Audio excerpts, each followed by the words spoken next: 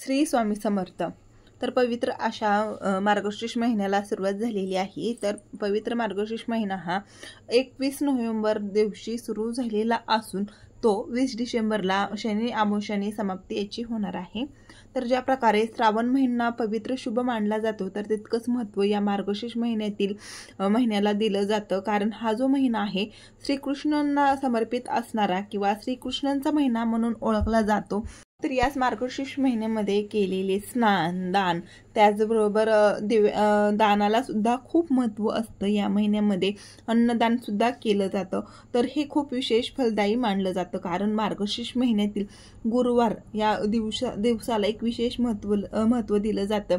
या महिन्यातील प्रत्येक गुरुवारी माता लक्ष्मीची पूजा केली जाते, उपासना केली जाते आणि सोबत श्रीहरी विष्णूंचा उपासनेसाठी हा महिना अत्यंत महत्त्वाचा मानला जातो। कारण मार्गशीर्ष महिन्यातील गुरुवारच्या दिवशी श्री महालक्ष्मी माताचे व्रत हे केले जात असते, कारण या व्रताने घरामध्ये सुख शांती येत असते, समृद्धी वैभव येत असते।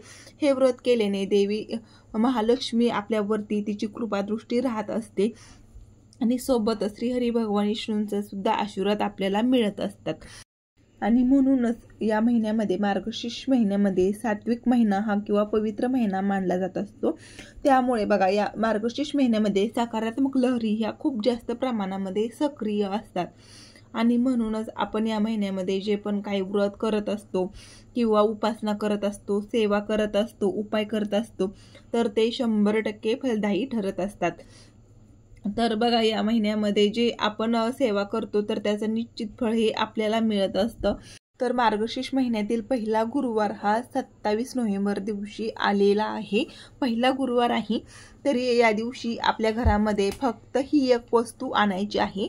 ही वस्तू तुम्ही आणल्याने तुम्हाला श्रीमंतीचा योग हा सुरू होईल, घरामध्ये चहू बाजूने पैसा येईल आणि तुमच्या घरामध्ये अखंड लक्ष्मी नांदेल, दारिद्र्य संपेल। तर असा हा उपाय जो आहे किंवा या ज्या वस्तू आहेत कधी आणायच्या आहेत, कोणत्या दिवशी आणायच्या आहेत आणि कशा आणायच्या आहेत याची जी सविस्तर माहिती आहे तर ती तुम्हाला पुढे व्हिडिओमध्ये सांगणार आहे। तर बघा, तुम्ही जर माझ्या चॅनलवरती नवीन असाल तर चॅनल सबस्क्राईब करा आणि असेच नवनवीन व्हिडिओ पाहण्यासाठी चॅनलला लाईक करा, शेअर करा। तर या ज्या वस्तू मी सांगणार आहे तर या वस्तू तुम्हाला 27 नोव्हेंबरला म्हणजे मार्गशीर्ष महिन्यातील पहिल्याच गुरुवारी आणायच्या आहेत। ज्यांना शक्य आहे तर त्यांनी पहिल्याच गुरुवारी वस्तू आणायच्या आहेत। जर ज्यांना शक्य नाही झालं तर त्यांनी मग कोणत्याही एका गुरुवारी ह्या वस्तू ज्या आहेत तर त्या आणायच्या आहेत, कारण या सर्वच वस्तू ज्या आहेत मी सांगणार आहे तर त्या सर्व वस्तू लक्ष्मीकारक वस्तू आहेत। ह्या वस्तूंची खरेदी केल्याने आपल्याकडे आपल्या घरामध्ये लक्ष्मी आकर्षित होत असते, घरामध्ये अखंड लक्ष्मी कायम टिकून राहते, घरामध्ये आर्थिक भरभराट होत असते। कारण मार्गशीर्ष महिना हा लक्ष्मी प्राप्तीसाठी, धनप्राप्तीसाठी अत्यंत महत्त्वाचा महिना हा मानला जातो। म्हणूनच मार्गशीर्ष महिन्यातील हे व्रत जे आहे तर हे व्रत सुवासिनी स्त्रियांनी आवर्जून करायचं आहे। ज्यांना शक्य नाही तर त्यांनी फक्त सेवा केल्या तरी सुद्धा चालणार आहे। तर मार्गशीर्ष महिन्यातील गुरुवारी देवघरामध्ये ह्या वस्तू ज्या आहेत तर ते आपल्याला ठेवायच्या आहेत।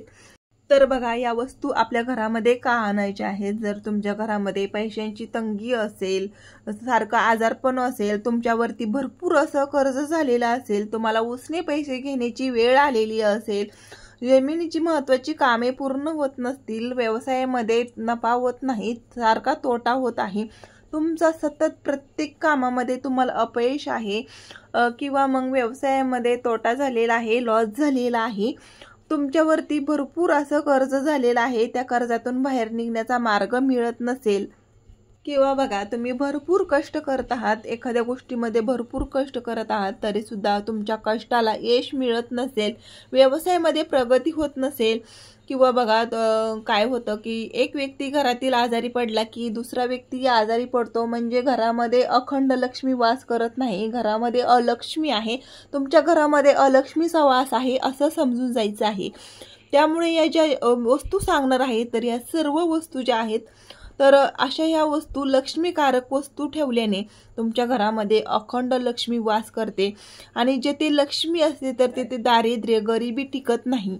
आणि जर या वस्तू तुम्ही मार्गशीर्ष महिन्यातील पहिल्याच गुरुवारी घरामध्ये आणल्या तर तुमच्या घरातील गरिबी ही कायमची संपेल आणि चहूबाजूने तुमच्या घरामध्ये पैसा येऊ लागेल। तर अशी कोणती जी वस्तू आहे तर त्यामधील पहिली जी वस्तू आहे तर ती बघा श्रीयंत्र। तर आपल्या घरामध्ये श्रीयंत्र असायला खूप महत्त्व असतं। श्रीयंत्रामध्ये अष्टलक्ष्मीचा वास असतो आणि हे श्रीयंत्र जर घरामध्ये असेल तर घरातील दोष, अडचणी, नकारात्मक गोष्टी, इडापिडा, त्याचबरोबर ज्या काही तुमच्या घरामध्ये निगेटिव्ह ऊर्जा असेल तर ती सुद्धा दूर होत असते। म्हणूनच आपल्याला जे अशक्य गोष्टी आहेत तर ते शक्य करण्यासाठी घरामध्ये श्रीयंत्राची खरेदी ही अवश्य करायची आहे। जरी तुमच्या घरामध्ये श्रीयंत्र असेल तर मग तुम्ही गुरुवारी किंवा मग शुक्रवारी शक्य असल्यास श्रीयंत्रावरती कुंकुमार्चन हे आवर्जून करायचं आहे। कारण कुंकुमार्चन हे अतिउच्च कोटीची श्री महालक्ष्मीची सेवा आहे। त्यामुळे तुम्हाला मार्गशीर्ष महिन्यातील पहिल्याच गुरुवारी श्रीयंत्रावरती कुंकुमार्चन करायचं आहे। तुम्हाला श्रीयंत्राची खरेदी करायची आहे। जर तुमच्या घरामध्ये श्रीयंत्र असेल तर तुम्ही फक्त कुंकुमार्चन श्रीयंत्रावरती करायचं आहे। यानंतर बघा दुसरी जी वस्तू जी आहे तर ती म्हणजे कमळगट्टेची माळ।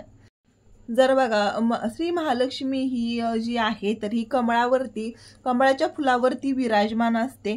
कारण गुरुवारच्या पूजेमध्ये आवर्जून कमळगट्टेची माळ ही ठेवायची असते। त्यामुळे बघा तुम्हाला कमळगट्टेची माळ आणायची आहे। ज्यांना शक्य नाही तर त्यांनी फक्त एक मणी जो आहे तर तो 5 रुपयाला मिळतो तर त्यांनी एक मणी जरी आणला तरी चालणार आहे।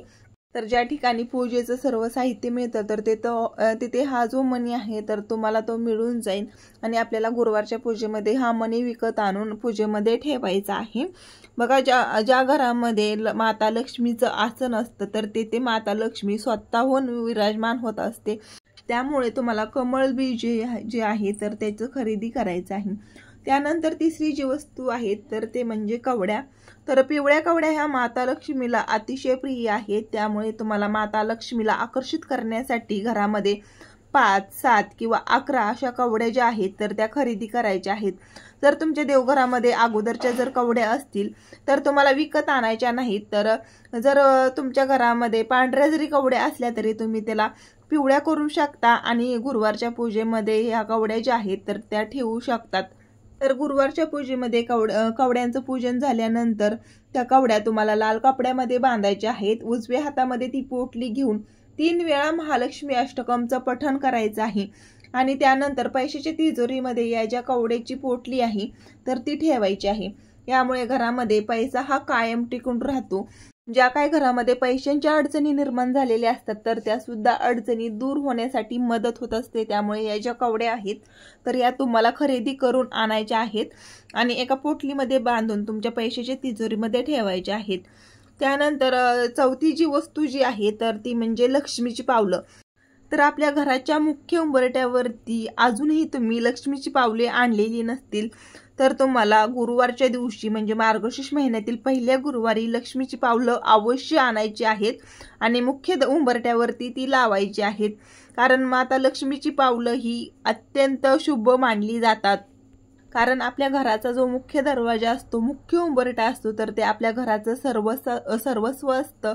आपल्या घरामध्ये तेथूनच निगेटिव्ह ऊर्जा येत असते, तेथूनच सकारात्मक लहरी येत असतात आणि जे काही लक्ष्मी येत असते तर ती सुद्धा तेथूनच येत असते। त्यामुळे आपल्या घराच्या उंबरठ्यावरती आपल्याला मार्गशीर्ष महिन्यातील पहिल्या गुरुवारी लक्ष्मीची पावलं आणून लावायची आहेत। जरी तुम्ही चांदीची आणली किंवा मग इतर कोणत्याही धातूची आणली तरी सुद्धा चालणार आहेत। त्यानंतर 5वी जी वस्तू आहे तर ती म्हणजे अन्नपूर्णा मातेची मूर्ती। जरी तुम्ही तुमच्या देवघरामध्ये अजूनही अन्नपूर्णा मातेची मूर्ती आणलेली नसेल तर तुम्ही नक्कीच मार्गशीर्ष महिन्यातील पहिल्याच गुरुवारी ही अन्नपूर्णा मातेची मूर्ती जी आहे तर ही अवश्य खरेदी करा। ज्या प्रकारे देवी लक्ष्मी ही धनाची देवी मानली जाते अगदी त्याच प्रकारे अन्नपूर्णा माता ही अन्नधान्याची देवी मानली जाते। म्हणूनच आपल्या घरामध्ये अजूनही अन्नपूर्णा मातेची मूर्ती नसेल तर या मार्गशीर्ष महिन्यातील पहिल्याच गुरुवारी तुम्हाला अन्नपूर्णा मातेची मूर्ती घरी आणायची आहे। यामुळे घरामध्ये अन्नधान्यांची कमतरता कधीही भासत नाही।